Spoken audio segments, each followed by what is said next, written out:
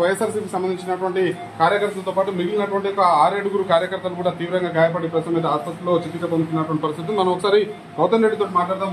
చెప్పండి, ఆ టైంలో ఏం జరిగింది?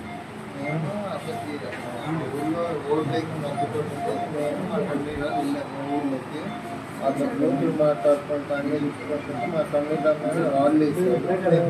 మేము ఇంకా మా ఇంట్లో అర్థం నిలబడ్డాం.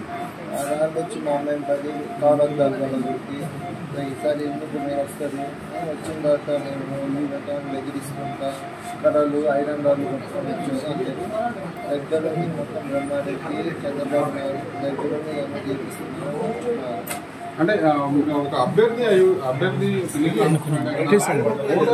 ఓటు వేయకుండా అడ్డుకుంటున్నటువంటి క్రమంలో అక్కడికి పిన్నె రామకృష్ణారెడ్డి వెళ్ళినటువంటి క్రమంలో టీడీపీ కార్యకర్తలు ఏమన్నారు? మీకేం పని ఈ ఊళ్ళో రాకుంటే మీకేం